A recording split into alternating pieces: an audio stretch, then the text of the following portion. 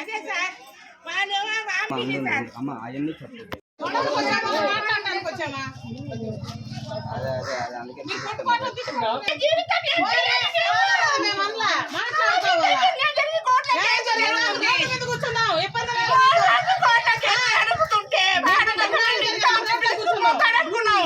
Maintenance నెచ్చి మీద పడితే కట్టలేక వాడే పిల్లని పిలిచిపోతాం అనుకున్నాం కానీ అనుకోలేదు. ఈతపా కొడుకు పుట్టినప్పటి నుంచి వాడు ఒక ఎడగల 3 సంవత్సరాలకి కాపురం ముచ్చికి తీసుకుపోయి ఇదిగోని నన్ను కొట్టిన వీడు పిల్లలు అనిపించి అమ్మ ఆడబిడ్డ మాటలు విని నన్ను కొట్టిన వీడియో వినండి నాకు కొట్టిన వీడియో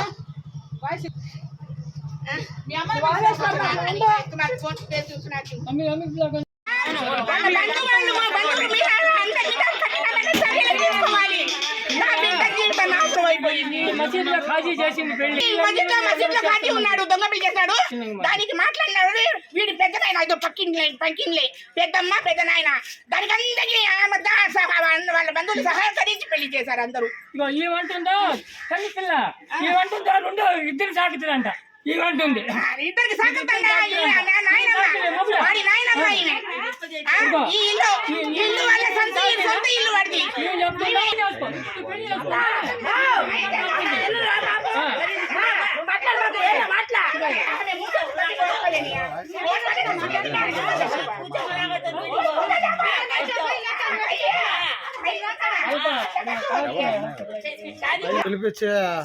తీసుకొచ్చుకున్నానా నీ వర్స్ట్ గా మాట్లాడాడు కదా అప్పుడు నువ్వు యువతవే నా మొగుడు కాడున్నావు తన్నాలు నువ్వు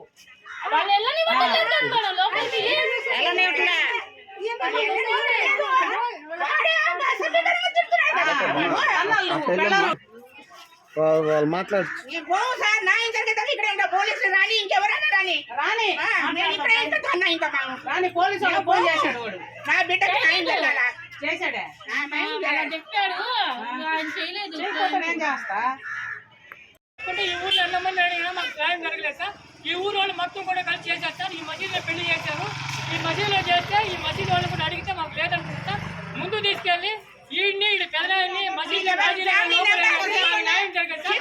మాకు న్యాయం జరగాల. మాకు వచ్చేసి 8 సంవత్సరాలు అబ్బా ఉన్నాడు సార్.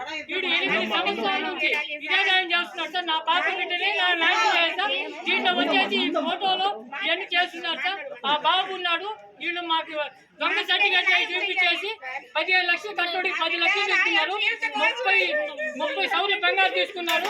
మళ్ళీ చూస్తే ఇప్పుడు మేము ఇంటికి వచ్చి అడిగేదానికి వస్తే ఇంట్లో వచ్చేసి పెళ్లి చేసుకొని వాళ్ళమ్మ ఇంట్లో పెట్రోల్ పెళ్లి పెట్టుకుంటే మేము వచ్చి పట్టుకుంటానికి మమ్మల్ని కొట్టేశారు. ఇప్పుడు తీరా చూసారు అవును మేము పెళ్లి చేసుకుంటాం నీకేంది నీ ఏంది అని చెప్పి మమ్మల్ని మళ్ళీ కొట్లాడి ఊళ్ళో వాళ్ళందరూ పిల్లలు అనిపించారు సార్. ఇప్పుడు వాళ్ళు 30-40 మంది వచ్చేసి మా ముందుకు వచ్చారు సార్. ఇప్పుడు ఏంటంటే మాకు న్యాయం చేయాలని మేము బాగు సార్. నా బిడ్డకి న్యాయం చేయాలా. వీళ్ళు పెళ్లి చేసిన వాళ్ళ మొత్తాన్ని వచ్చేసి వీళ్ళు కట్టినని చర్య తీసుకొని ఈ కాజీని వీళ్ళని వాడిని మొత్తం చేసి నా బిడ్డని న్యాయం చేయాలని మేము న్యాయం చేసినాక కదలము సార్. మేము ఎన్ని రోజులు ధర్నా చేస్తాము. వాడిని మాత్రం సార్. నా బిడ్డ వచ్చేసి నా బిడ్డకి 8-9 సంవత్సరాలు నా బిడ్డ ఉన్నారు సార్. వాడికి ఒక సొక్క కూడా ఈ రోజు లేదు సార్. ఈ ఊర్లో పెద్ద మనుషులు ఏంటంటే ఈ ఊరు కాదు సార్ న్యాయం చేసేవాళ్ళు కదా సార్. ఒక్కరు కూడా చెప్పాడు సార్. ఈ ఊరు మొత్తం 20 రోజులు తిరుగుతున్నాను మేడం నేను తిరుగుతున్నాను సార్. ఒక్కరు కూడా లేకి ఇదిగో 10 దగ్గర అయిందని చెప్తలేదు సార్. ఇప్పుడు ఏంటంటే ఇక్కడ మొత్తం ఉన్నారు వాళ్ళ ఫోటోలు మొత్తం తీసుకున్నారు సార్. వీళ్ళ మొత్తాన్ని లోపల ఎప్పుడు ఏం చేస్తామో అప్పుడు వీళ్ళు మొత్తం దారికి వస్తారు. అప్పుడు 2017లో మాకు ఏప్రిల్ 17వ తేదీ బాలతీమయ్యలో పెళ్ళయింది సార్. పెళ్ళైన 2వ నెలకి ప్రెగ్నెంట్ సార్. వీడికి ప్రెగ్నెన్సీ తీయలేదని అప్పటి నుంచి నాకు టార్చర్ మొదలు పెట్టారు సార్ మా అత్త వాళ్ళు. నన్ను మా ఆయన్ని వేరే పనుకోబెట్టడం 9 నెలల దాకా నన్ను కింద పనుకోబెట్టడం ఇలాగే చేశారు సార్. డెలివరీకి వచ్చిన తర్వాత నుంచి ఇంకా మా ఇంటికి వచ్చి గొడవ చేసుకొని వెళ్ళి వాళ్ళు ఇంకా మా అబ్బాయిని పంపిము మా అబ్బాయికి 2వ పెళ్లి చేస్తాము అని చెప్పి ఛాలెంజ్ చేసి వచ్చినా సార్ మా అత్త మా ఆడబిడ్డ. అలాగే సార్ మేము గమ్ముకున్న కోర్టులో 2019లో మేము 498 కేసు 3 టౌన్లో కట్టాము సార్. ఇప్పుడు కూడా ఆ కేసు అనేది రన్నింగ్ ఉంది. మా ఆయన వచ్చి డైవర్స్ కావాలని 2023లో వేశారు సార్. అది విచారించి జడ్జి గారు కూడా విచారించారు సార్.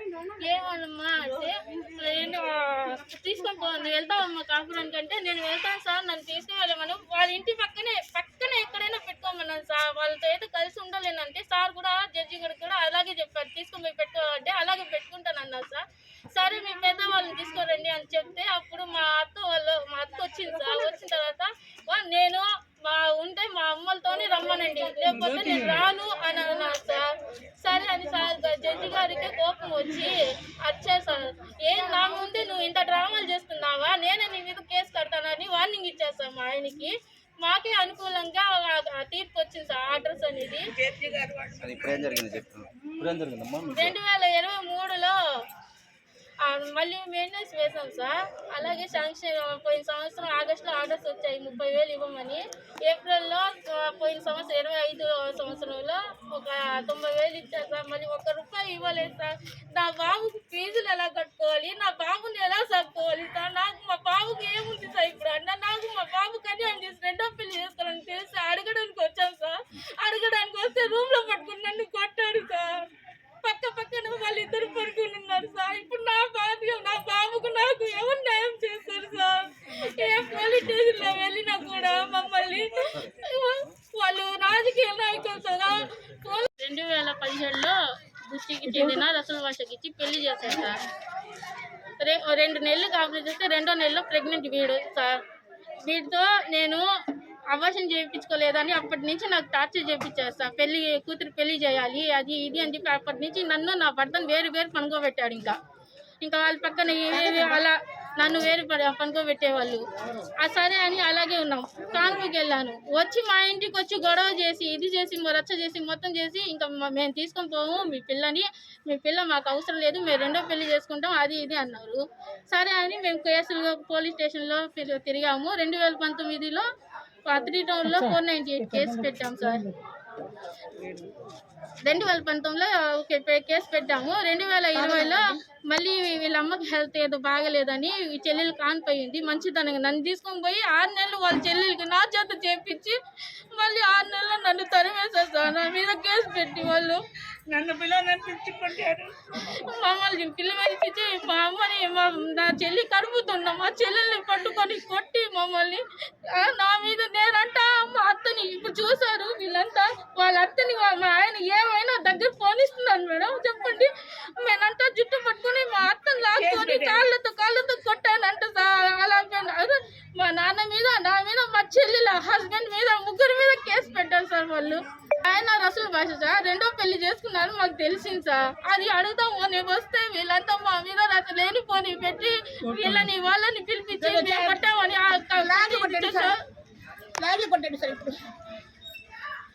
ఇప్పుడు అమ్మాయి ఇంటికి వస్తే లోపల ఇద్దరు పనుకొని ఉన్నారు సార్ పక్కనే. మా ఆయన అమ్మాయి ఇద్దరు పక్కన బెడ్ మీద పనుకొని ఉన్నారు. ఎవరంటే మా అత్త వచ్చి మా బంధువుల అమ్మాయి అని చెప్పింది సార్. ఏంది ఆ అమ్మాయి ఎలా పనుకొని పెడతావు అంటే మా ఇష్టము అంటే ఆ అమ్మాయి తాళి కొట్టింది పెళ్ళయింది కదా కాలేదు మా బంధువుల అమ్మాయి. అయితే అమ్మాయిని బయట పిలవండి అంటే అమ్మాయి లోపల పెట్టి తాళం వేసేసారు సార్. వీళ్ళు బయట రానివ్వడం లేదు అమ్మాయిని కూడా. సార్ డైవర్స్ కేసు వేసాడు సార్ ఆయనే. నేను ఇవ్వను అన్నాను. జడ్జి గారు పిలిపించి మాట్లాడి తీసుకొని బావయ్యా కాపురం పెట్టుకో అంటే పెట్టుకుంటానన్నాడు. పక్కనే మా అమ్మని ఇంటి పక్కనే తీసుకొని పెట్టుకో అంటే జడ్జి గారు పెట్టుకుంటాను అన్నారు. సరే అని మా జడ్జి గారు మీ పెద్దవాళ్ళని తీసుకురండి అంటే మళ్ళీ మా అత్త వాళ్ళు వచ్చిన తర్వాత మళ్ళీ నేను తీసుకెళ్తా మా అమ్మ వాళ్ళతోనే తీసుకెళ్తాను. నేను వాళ్ళ ఇంటి పక్కనే వీళ్ళ ఇంటి పక్కన నేను తీసుకొని పోను అన్నా.